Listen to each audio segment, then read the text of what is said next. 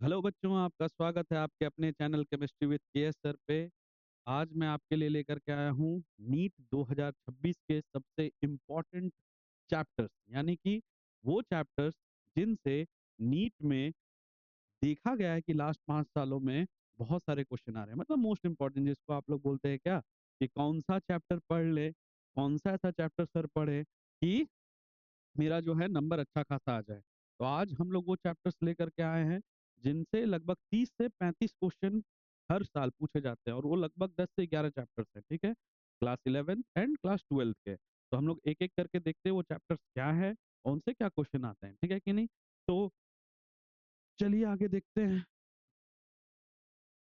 Next page देखते हैं, ठीक है। अच्छा, इस वाले में थोड़ा मोटिवेशन है, ठीक है कि नहीं, कैसे आपको पढ़ाई करना है, कैसे नहीं करना है। तो देखिए, अगर हम लोग बात करें तो सबसे पहले डेटा ड्रिवन आपको प्रिपरेशन थोड़ा करना चाहिए, क्योंकि लास्ट 40 से 50 दिन ही आपके पास बचे हुए हैं, जिसमें थोड़ा सा देखिए कि कौन से चैप्टर्स आपके लिए ज़्यादा इंपॉर्टेंट है, कौन से नहीं है, उनको पहले पढ़ें, ठीक है कि नहीं। क्योंकि अभी आपके पास 2 साल का वक्त नहीं है, 40 दिन ही है बस। और अगर बात करें अपने एफर्ट्स को, देखिए कि कहाँ पे आप एफर्ट्स लगा रहे हैं। एफर्ट्स वहीं लगाइए जहाँ से आपको मैक्सिमम आउटपुट मिल सकता है, ठीक है कि नहीं। रिवीजन करते समय भी आप एक चीज ध्यान दें कि रिवीजन में सिर्फ और सिर्फ थ्योरी ना पढ़ें, क्वेश्चंस के थ्रू थ्योरी को रिवाइज करें, ठीक है कि नहीं। एंड चलते हैं, हमारा जो मेन टॉपिक है आज का वो क्या है कि कौन से इंपॉर्टेंट चैप्टर। तो सबसे पहले अगर क्लास 11 को अगर हम लोग देखें, तो क्लास 11 में मैं ये जो डाटा दे रहा हूँ लास्ट 5 ईयर का, मतलब एक तरीके से एवरेज बोल सकते हैं, ठीक है कि नहीं। तो अगर देखा जाए, अगर हम क्लास 11th के चैप्टर्स को अगर सेक्शनल ब्रेक डाउन करें, तो सबसे पहले अगर फिजिकल केमिस्ट्री को देखें तो फिजिकल केमिस्ट्री ऑलमोस्ट कितना आ रहा है, 35%।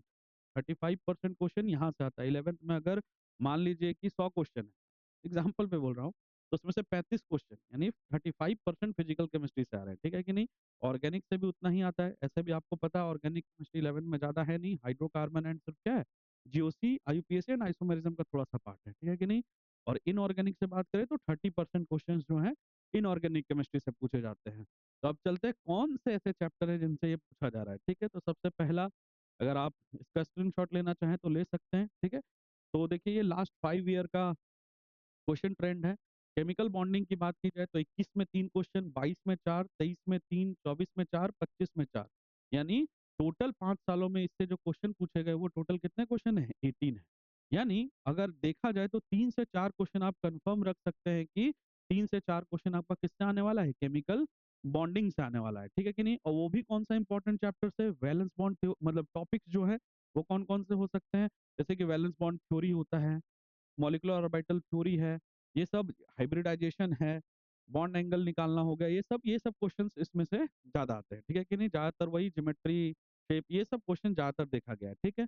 बात करें ऑर्गेनिक केमिस्ट्री की, जीओसी की, तो भाई जीओसी से भी देखा जाए तो 21 में 3, 22 में 3, 23 में 4, 24 में 3 एंड 25 में 4 क्वेश्चन आए हैं। क्लियर है कि नहीं। इससे हमें क्या समझ में आ रहा है, इससे ये समझ में आ रहा है कि ये भी इक्वली इंपॉर्टेंट है केमिकल बॉन्डिंग के जैसा, ठीक है कि नहीं। इससे भी 17 क्वेश्चन आते हैं। अब बात करते हैं जीओसी से कौन से ऐसे टॉपिक है जो जिनको ज्यादा फोकस से पढ़ना है। तो सबसे पहला टॉपिक है एरोमेटिसिटी पे आपको ध्यान देना है, एसिडिक एंड बेसिक स्ट्रेंथ पे ध्यान देना है। ये 3 टॉपिक तो आपको पढ़ के ही जाना है, क्लियर है कि नहीं।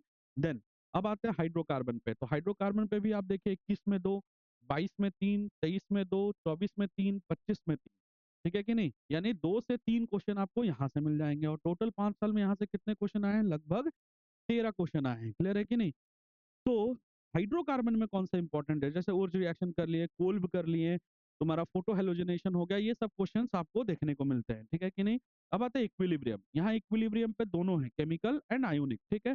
तो जैसे आयोनिक में पीएच आप देखते हैं, पीएच का जो क्वेश्चन होता है, पीएच थोड़ा पढ़ ले। पीएच के बाद अगर आप बात करें तो पीएच के बाद जैसे केपीकेसी, केमिकल इक्विलिब्रियम, वो पढ़ सकते हैं। ली चैटरियल जरूर पढ़िए, ठीक है कि नहीं। तो अगर इसके डेटा को देखा जाए तो यहाँ 2021 में 2, 22 में 2, 23 में 3, 24 में 4, 25 में 3 एंड टोटल देखा जाए तो 5 सालों में 12 क्वेश्चन आए। ये थोड़ा लेंदी हो सकता है क्योंकि इसमें आयोनिक भी है, ठीक है कि नहीं। तो आयोनिक में अगर आपको छाट के कोई टॉपिक पढ़ना है तो पीएच निकालना आप जरूर सीख लें। फिर ये भी देख ले बफर, कैसे बफर का जो सॉल्यूशन होता है, कौन से ऐसे बफर ढूंढना, जैसे कि 4 ऑप्शन दे देगा, बोलेगा इनमें से बफर कौन है, तो बफर ढूंढना वो आपको भी सीख लेना चाहिए, ठीक है कि नहीं। बाकी अब आए स्ट्रक्चर ऑफ एटम से, तो इससे अगर देखें तो पहले एक क्वेश्चन आया था, बाकी हर साल देखिए 2 क्वेश्चन इसमें कंसिस्टेंट है। लास्ट 5 साल में कितने 9 क्वेश्चन आए हुए हैं।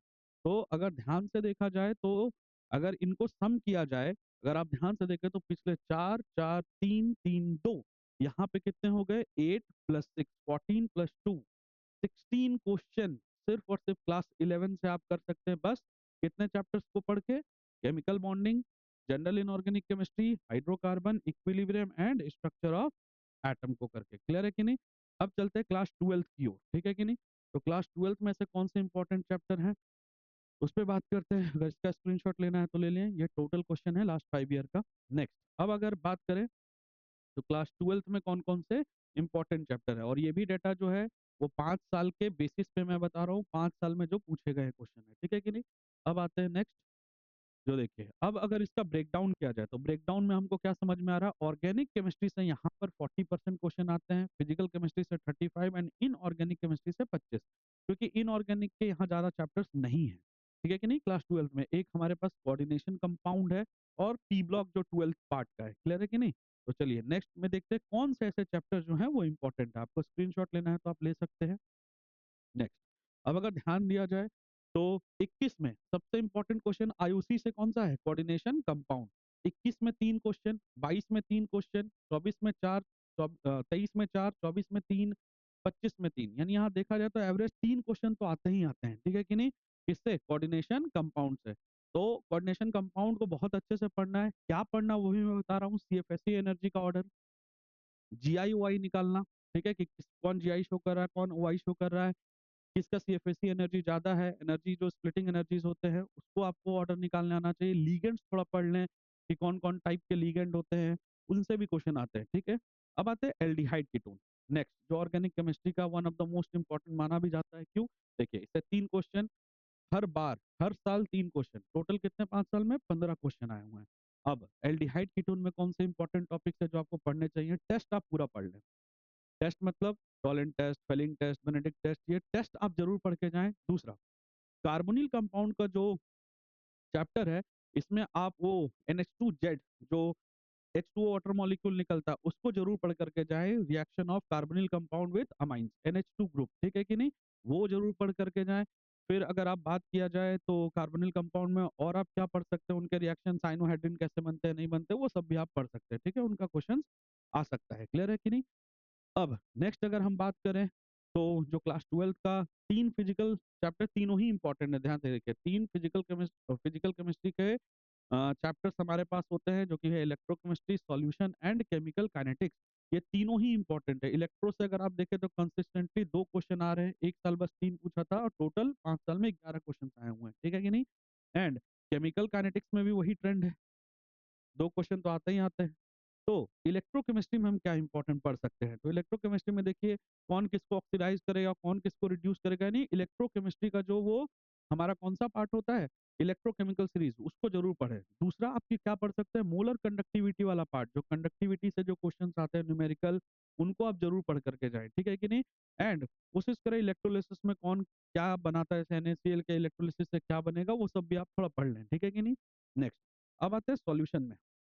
तो अगर हम सॉल्यूशन की बात करें तो सॉल्यूशन, अच्छा केमिकल काइनेटिक्स रह गया, तो केमिकल काइनेटिक्स में आप क्या पढ़ सकते हैं? तो फर्स्ट ऑर्डर रिएक्शन आपके सिलेबस में, उसके न्यूमेरिकल आप जरूर से जरूर पढ़ें, ठीक है कि नहीं? उनके न्यूमेरिकल्स आते हैं। साथ ही साथ आप क्या पढ़ सकते हैं, केमिकल फर्स्ट ऑर्डर में जो के निकालना, जैसे कभी कभी क्या होता है, के का जो फॉर्मूला होता है फर्स्ट ऑर्डर में क्या होगा, 2 डाटा दे देगा, के निकालना है, के से फिर हमको टाइम निकालना है, हाफ लाइफ निकालना है, इन सब पे न्यूमेरिकल्स आते हैं, ठीक है कि नहीं? Next, rate constant, rate law लिखना आप ये सब सीख लेंगे थोड़ा सा। अब आते हैं नेक्स्ट सॉल्यूशन पे। सॉल्यूशन की अगर बात की जाए तो सॉल्यूशन से देखिए पहले एक क्वेश्चन 21 में आया था, बट 22 के बाद अगर आप देखें तो नंबर ऑफ क्वेश्चन 22, 23 और 24 में 2 थे, बट 25 में वो बढ़ गया, यानी हम मान के चल सकते हैं 2 क्वेश्चन ऑन एन एवरेज यहाँ से आता है।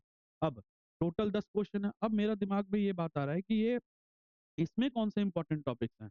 तो सॉल्यूशन की अगर मैं बात करूं तो सॉल्यूशन का जो इंपॉर्टेंट टॉपिक है वो है कॉलिगेटिव प्रॉपर्टी। एक तो कॉलिगेटिव प्रॉपर्टी से न्यूमेरिकल लिख के रखिए क्या आएगा। दूसरा कहाँ से आ सकता है, राउल्ट लॉ का एक न्यूमेरिकल आ सकता है, ठीक है कि नहीं? तो colligative property and Raoult law, ये दो को बहुत अच्छे तरीके से आपको पढ़ करके जाना है ताकि आपका नंबर अच्छा से आ सके, ठीक है कि नहीं? देन नेक्स्ट अगर हम मूव करें तो ये आप इसका स्क्रीनशॉट लेना है तो ले सकते हैं, ठीक। देन अगर बात किया जाए, हाँ, ये one of the most important चीज़ है, जो कि ट्रेंड चेंज हो रहा है, उस पे आप ध्यान से देखिए। The rise of statement question, assertion reason and statement based question का नंबर बढ़ रहा है, आप इसको ध्यान से देखें। कुछ बुक्स हैं जिनमें कि क्या है, कुछ बुक्स है जिनमें कि इनके मतलब statement based question and assertion reason question खास करके दिए हुए हैं, उनको आप जरूर प्रैक्टिस करके जाएं। अगर वो क्वेश्चन आपको नहीं मिल रहे हैं तो नीट के पीवाईक्यूज में जो जो क्वेश्चन है उसको करें। फिर आप कहाँ से एक जगह और है, जैसे कि जेई मेंस के अगर क्वेश्चन को आप अटेम्प्ट करना चाहें तो कर सकते हैं, बट जो आपके लेवल में हो, ठीक है कि नहीं, आसान। बट मैं ज्यादातर बोलूंगा नीट के पीवाईक्यू एंड जो नीट के लिए डेडिकेटेड सप्लीमेंट्री बुक्स आते हैं, आप उनमें जो जा करके ढूंढ सकते हैं assertion reason and statement based question, ठीक है। 21 में देखिए 2-3 क्वेश्चन ही आते थे, ध्यान से अगर देखें तो। 22 में कितने आने लगे, लगभग 5 के आसपास आने लगे। उसके बाद 7-8 क्वेश्चन आने लगे, statement based and assertion reason. 24 आते-आते ये डेटा 10 से 11, 12 तक पहुँच गया।